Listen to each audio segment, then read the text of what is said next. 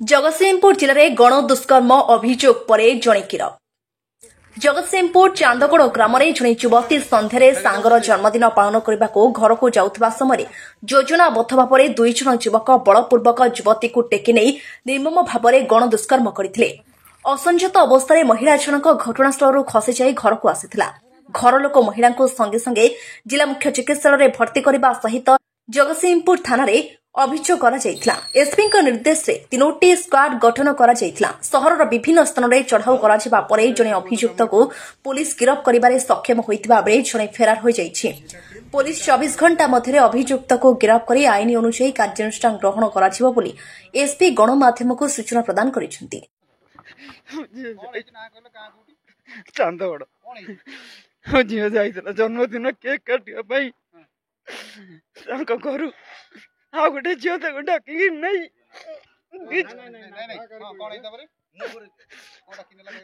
आ गोटे झील तक डाक नेला कहला चल जी आम घर को मो झील मन कल कल ना जी नहीं ना जा आसिया आम घर ना चल जदि झील नहीं गला कहला जदि जाऊँ घर को रास्ता पट कहीं न जाऊ ना ना यही पटे पड़े आई बिल घर घर जा पड़े एति कहया भितर पछरे 2 जन थिले मो झिया पार्टी की बंद कर देला जाबर आ किछ कहबे नै। हां 2 जन झिया जतरे दौड़ी गिरे हम पाखु गला हम पाखरे पहुंच रहा झिया रहउ छ त नै के 2 जन को मु जानि नै आज्ञा से झिया को पछले से झिया कहबो 17:30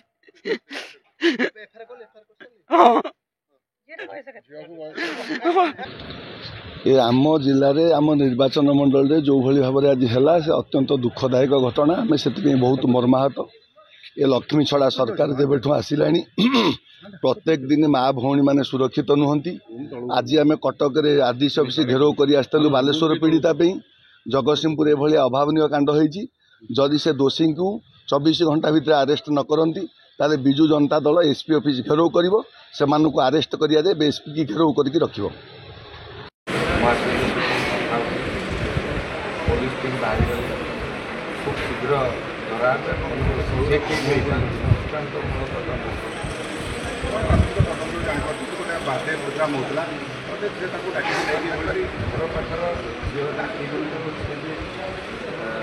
झील सांगसाथी एकाठी बुलती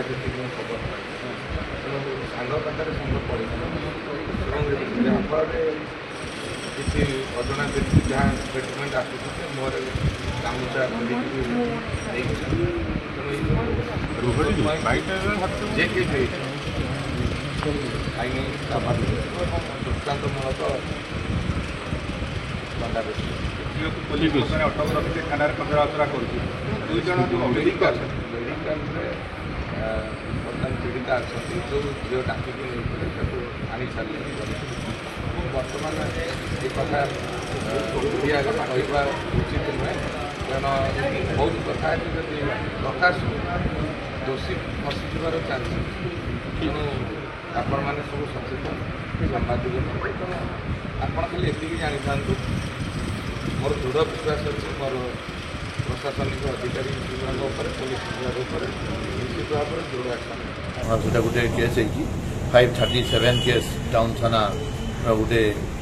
गैंग रेप केस है आमर एफआईआर रे अजना व्यक्ति 2 जन आसिक दुष्कर्म कर अभियोग करते आमर प्राथमिक तदंत जना पड़ा जे से ना जना पड़ा एवं से भितर जन को राति रे आमर एसडीपीओ 3टी टीम गठन कराला एसडीपीओ नेतृत्व रे से 3 टीम रु गोटे टीम सक्सेस है जन को धरबारे आ गोटे टीम वर्तमान पर्यंत आउटसाइड जिले में अच्छा जना पड़ी आज एका पड़ी। Jagatsinghpur Loknath Sahu report ONM news.